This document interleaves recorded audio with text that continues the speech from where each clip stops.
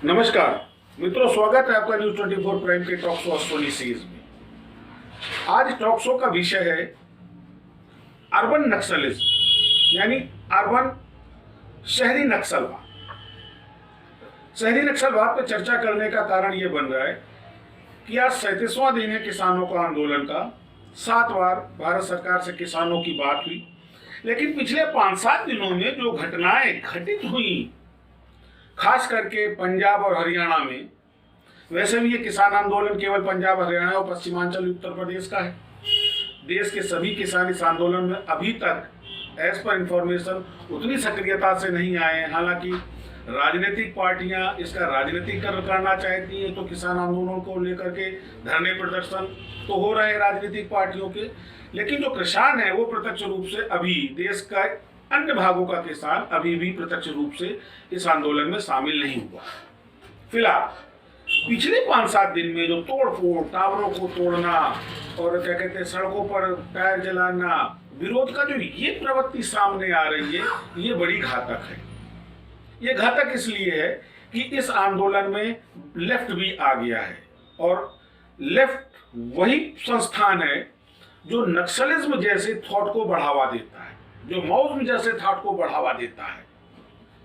तो मित्रों, गंभीरता इस बात की है कि कहीं किसान आंदोलन के आड़ में अर्बन नक्सलिज्म तो नहीं डेवलप हो रहा है।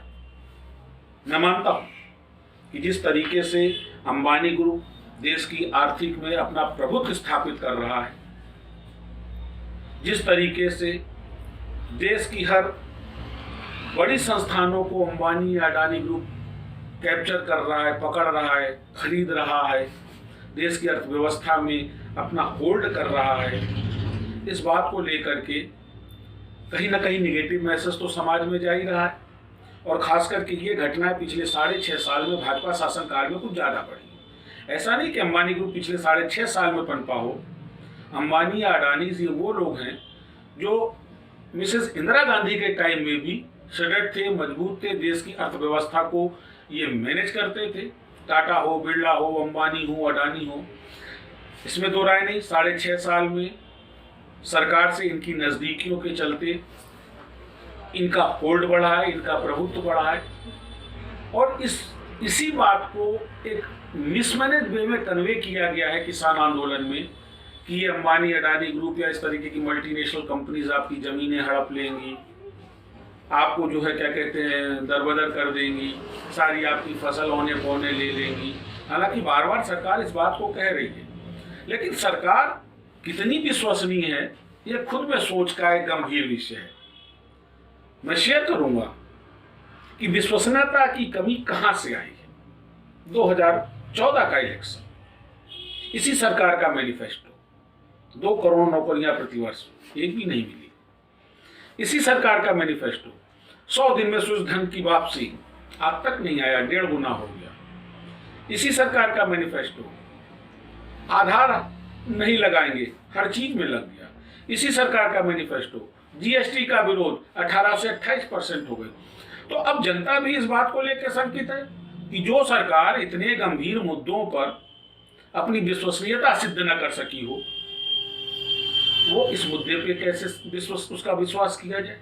परंतु इस आड़ में जो तोड़फोड़ की जा रही है, जो गुंडागर्दी हो रही है, जो हिंसा फैलाई जा रही है, वो कहीं ना कहीं नक्सलिज्म के प्रभुत्व को बढ़ाता हुआ दर्शा रहा है। ये गंभीर है पंजाब, हरियाणा, यूपी जैसे स्टेट्स के लिए, क्योंकि वैसे भी पूर्वीय भारत के कई राज्यों में जिस तरीके से माओइज्म के नाम पे, नक्सलिज्म के नाम पर, लोकल पार्टीज के नाम पर ये अघोषित आतंकवाद बढ़ रहा है, पनप रहा है। हर साल दर्जनों हत्याएं नक्सलवाद के नाम पर होती हैं, पुलिसकर्मियों की, प्रशासनिक कर्मियों की, नक्सलियों की। और नक्सलवाद कोई बड़ा विषय नहीं है, ये सामाजिक आर्थिक कारणों से उत्पन्न होने वाली स्थिति है। सरकार को इस चीज को समझना चाहिए। और सबसे ज्यादा गहन और गंभीर बात यह है जो सरकार को समझने चाहिए कि हिंदुस्तान के किसी भी प्रदेश में, हम चाहे छत्तीसगढ़ की बात करें या झारखंड की बात करें या पूर्वी बिहार चंपारण क्षेत्र की बात करें या बंगाल के 24 परगना की बात करें, हिंदुस्तान के अंदर आकर के इन नक्सलियों को ये असलहा कहां से मिलता है? ये अपने आप तो पैदा होता नहीं है। जाहिर सी बात है, व्यवस्था की खामी, प्रादेशिक सरकारों की व्यवस्था में भ्रष्टाचार की पाए। आपको याद हो पूर्णिया का एक मसला, जब विमान से असलहे गिराए गए थे, हथियार गिराए गए थे नक्सलियों को। सवाल है, वो विमान कहीं ना कहीं से तो भारत की सीमा को उल्लंघन किया आया होगा, एक चीज। यदि उसने सीमा नहीं लांघी होगी तो वो भारत के किसी न किसी हवाई अड्डे से उड़ा होगा, दो चीज। तब वहां की व्यवस्थाओं ने उनको चेक क्यों नहीं किया? इसका मतलब कि नक्सलवाद में भारत की अपनी राजनीति का बड़ा हस्तक्षेप है, जो अपनी वोट बैंक के लिए, अपनी स्वार्थ सिद्धि के लिए इस नक्सलवाद को या घोषित आतंकवाद को बढ़ावा दे रहे हैं। आवश्यकता है केंद्र सरकार, राज्य सरकार दोनों से संबंधित इंटेलिजेंस एजेंसियों को इन नक्सलियों को कहां से ये सप्लाइयां मिलती है, कहां से ये सहयोग मिलता है, इस पर बड़ी गंभीरता से उनको ऑब्जर्वेशन करने की, ऑब्जर्व करने की, इस बात पे नजर रखने की। और ऐसा ही कुछ आवश्यकता है किसान आंदोलन की। क्यों कर अंबानी, अडानी, टाटा या बिरला का इतना प्रबल विरोध कैसे हो रहा है? विरोध भी होना कोई बुरी बात नहीं, पॉलिसी से सहमत नहीं है, विरोध होना चाहिए। परंतु विरोध की आड़ में जो हिंसा हो रही है, जो तोड़फोड़ हो रही है, जो राजस्व की हानि हो रही है, ये ज्यादा गंभीर विषय है। सुप्रीम कोर्ट कई बार कह चुका है कि 4 लोगों के लिए 4000 को जो है सांसद में नहीं डाला जा सकता। हर आदमी का संवैधानिक अधिकार और नागरिक अधिकार सुरक्षित है। और 37 दिन से दिल्ली, 38 दिन से दिल्ली बंधक बनी पड़ी है। ऐसा ही कुछ हुआ था CAA NRC के दौरान शाहीन बाग में। तो हम क्यों कर नहीं ऐसी व्यवस्थाएं बना पा रहे हैं, क्यों कर नहीं ऐसे कानून ला पा रहे हैं कि हम इस तरीके की घटनाओं को रोक सकें? आप प्रदर्शन करिए, आप विरोध करिए, खुल के विरोध करिए, लोकतंत्र का मूल आधार है, आपका संवैधानिक अधिकार है विरोध। लेकिन वो विरोध नहीं आपका अधिकार है जो दूसरे नागरिक के अधिकार का अतिक्रमण करता हो। इस बात को भी इन राजनीतिक पार्टियों को सोचना चाहिए। इन आंदोलनों को समर्थन देने वाली पार्टियों को भी इस बात को सोचनी चाहिए। ये समर्थन देते समय मैं अभी परसों पढ़ रहा था, दिल्ली सरकार ने वाईफाई फ्री कर दिया, आधार क्या दिया, सब किसान अपने परिवार से दूर संपर्क में बना रहे। इतनी चिंता, इस बात की चिंता क्या केजरीवाल सरकार को नहीं है कि उन रोडों के जाम होने से जो वहां के क्षेत्रीय निवासी पीड़ा से त्रस्त है, जो उनकी समस्याएं, उनके निवारण के लिए वो क्या कर रहे हैं? और भारत सरकार का रेजिग्नेस भी समझ में नहीं आ रहा है। ऐसी क्या मजबूरी है कि भारत सरकार को इनको वापस लेकर के रिव्यू करके नहीं प्रस्तुत कर सकती? यद्यपि ये सरकार, ये कानून भाजपा सरकार के नहीं, 20 साल पुराने कानून है। इनको कांग्रेस ने बनाया था, कांग्रेस ने चर्चाएं परिचर्चाएं की, कमोबेश हर सरकार में इन कानूनों पर चर्चा हुई। तो मोदी जी तो वैसे भी कुछ नहीं कर रहे हैं। CAA 52 का ले आए, NRC 57 का ले आए। जो राम मंदिर मोदी जी ने निपटाया वो भी कांग्रेस के रिजीम से चला आ रहा था। मोदी जी ने केवल इच्छा दृढ़ शक्ति जाहिर करी और उसको सुप्रीम कोर्ट के माध्यम से आपसी समझौते के आधार पर एक निस्तारण करवा दिया। 370 भी अस्थायी धारा थी संविधान में। कांग्रेस की कमी केवल ये रही कि उसकी इच्छा दृढ़ शक्ति न होने के चलते वो इस पर कोई ठोस कदम न उठा सकी, जिसका नकदीकरण मोदी सरकार ने किया।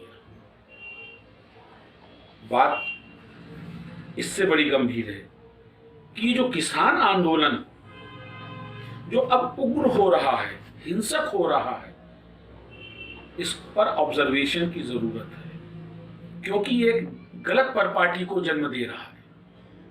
निसंदेह किसानों का विरोध होना चाहिए। अगर किसान बिल से संतुष्ट नहीं तो उनको अपने विरोध के प्रदर्शन का अधिकार है, संवैधानिक अधिकार है। किसान संगठनों को प्रतिनिधित्व करना चाहिए, लेकिन इस तरीके से बंधक बना के, आम जनता को त्रस्त करके, पीड़ित करके, इस तरीके से तोड़फोड़ करके, इस तरीके से हिंसा फैला के, ये तो लोकतांत्रिक नहीं है। और भारत जैसा देश जो कि तथाकथित अहिंसावादी थाट विचारधारा का है, जहां हम क्लेम करते हैं कि हमने आजादी हिंसा से नहीं अहिंसा से पाई, हमने पूरी तरह उन शहीदों को नजरअंदाज कर दिया। आज 74 साल से वो शहीद नजरअंदाज हैं जिन्होंने अपने प्राणों की आहुति दी, और हमने महिमा मंडन किनका किया? अहिंसावादियों का। साहब, अहिंसावादियों की वजह से अंग्रेजों ने प्लेट में समझा करके आजादी हमको दी थी। ऐसे देश जहां ये धारणा प्रमाणित और प्रभुत्व रखती हो, ऐसे देश में अगर छोटी छोटी बातों पे इस मिजाज के आंदोलन होंगे, इस तरीके से उग्र आंदोलन होंगे, इस तरीके से हिंसात्मक आंदोलन होंगे, तो ये मान लीजिए कि वो लोकतांत्रिक आंदोलन नहीं है। वो आंदोलन कहीं ना कहीं वामपंथ की उग्र विचारधारा से प्रेरित है, जिसको कभी कभी हम माओवाद कहते हैं, नक्सलवाद कहते हैं। इन वादों के प्रति कोई भी पार्टी गंभीरता से नहीं सोच रही है, परंतु यदि इनको पर अंकुश न लगाया गया तो आने वाले समय में अपनी बात मनवाने के लिए इसी तरीके की परिपाटी अपनाई जाएगी, और जो एक गलत प्रथा होगी देश के लोकतंत्र के लिए। सोचिए, इस तरीके से हिंसा करके, प्रदर्शन करके, तोड़ फोड़ करके क्या बातें मनवाई जानी चाहिए या मनवाई जा सकती हैं? यदि नहीं तो इनके लिए कोई ठोस कानून क्यों नहीं? हालांकि ये हिंदुस्तान है, यहाँ सुप्रीम कोर्ट की भी नहीं चलती है, चाहे वो सावानों का मैटर हो और चाहे SC/ST बिल हो। सुप्रीम कोर्ट कुछ भी कहे, करेंगी सरकारें अपने मन की। क्यों? क्योंकि उनको न्याय से मतलब नहीं है, उनको व्यवस्था से मतलब नहीं, उनको अपने वोट से मतलब है। वोट के लिए 74 साल से हिंदुस्तान और हिंदुस्तान का आदमी बेचा जा रहा है। लेकिन एक आम आदमी को यह स्वीकार नहीं। हम अपने बच्चों की सुखद और सुरक्षित जिंदगी की कामना करते हैं। हम नहीं चाहते कि हमारे नागरिकों के मूलभूत अधिकारों का अतिक्रमण हो, वो भी आंदोलनों की आड़ में। ये बात किसान संगठनों को भी समझनी चाहिए। बहिष्कार करना चाहिए ऐसे लोगों का, उनको सेल्फ आइडेंटिफाइड करना चाहिए कि वो कौन लोग हैं जो उनके आंदोलन को बदनाम करने के लिए इस तरीके से हिंसात्मक व्यवस्था को अपना रहे हैं। क्योंकि ये घटनाएं लोकतांत्रिक व्यवस्था के विरोध को बदनाम कर रही हैं, ये एक निगेटिव मैसेज दे रही हैं। और इसी आड़ में जो ये वामपंथी विचारधारा के लोग हैं, जो उग्रता और हिंसा में विश्वास रखते हैं, ये समाज में इस तरीके की विचारधारा का प्रचार और प्रसार कर रहे हैं। आने वाले समय के लिए ये एक बड़ा ही विचारणीय प्रश्न है देश की सभी राजनीतिक पार्टियों के लिए। हालांकि हिंदुस्तान की राजनीतिक पार्टी को ना तो देश की चिंता है, ना देश के नागरिकों की, ये बात अब स्पष्ट हो गई है। और इसका छोटा सा उदाहरण है महाराष्ट्र, जहां परस्पर धुर विरोधी विचारधारा की 3 पार्टियां मिलकर सरकार चला रही हैं। वो इसलिए नहीं चला रही कि उनका कोई मिनिमम कॉमन प्रोग्राम है, वो इसलिए चला रही कि उनको सत्ता सुख चाहिए। उनके मन में कहीं भी जन कल्याण का भाव नहीं है, उनको पावर चाहिए। वो कहीं भी लोकहित की कामना नहीं रखती है, वो स्वयं स्वार्थ सिद्धि के लिए जो है वो तत्पर है। इसलिए अब जरूरी है कि भारत सरकार को, पंजाब सरकार को, हरियाणा सरकार को और यूपी सरकार को देखना चाहिए कि कहीं इस आंदोलन की आड़ में उनके प्रदेशों में और देश में कहीं अर्बन नक्सलिज्म तो नहीं बढ़ रहा है, और यदि बढ़ रहा है तो ये किस माध्यम से बढ़ रहा है, किन रिसोर्सों से बढ़ रहा है। अभी 10 दिन 15 दिन पहले टीवी पर एक विरोध आ रहा था जिसमें मोदी जी को गाली बकी जा रही थी, उनके मर जाने की कामना की जा रही थी। नाश हो का नारा लगता है, फला तेरा नाश हो, लेकिन उस नाश हो के नारे को पर्सनल पे मर जाने के लिए बात कहना ये बड़ा निंदनीय है। और यहीं से अर्बन नक्सलिज्म का शुभारंभ होता है। ये प्रारब्ध है अर्बन नक्सलिज्म का। जब आप संगठन से हट करके व्यक्ति विशेष के लिए आप जब उतारू हो जाते हैं, तब ये मान लीजिए कि वो आंदोलन ना होकर के फिर वो एक वाद होने लगता है, एक एलोजी होने लगती है कि जो आपकी बात ना माने मुझे याद आता है कॉमरेड माओ से तुम की एक कोट कि जो मेरे विचारों से सहमत नहीं वो मेरा मित्र नहीं, जो मेरा मित्र नहीं वो मेरा शत्रु, और जो मेरा शत्रु उसको जीने का अधिकार नहीं लिया जाए, कभी ना कभी मेरी लाल सेना वहां कब्जा कर लेगी। ये विचार लोकतंत्र में स्वीकार नहीं है। इसलिए अब आवश्यकता है भारत सरकार को इस हिंसा पर विशेष नजर रखते हुए कार्रवाई करनी चाहिए। हम आप ऐसी चर्चा करते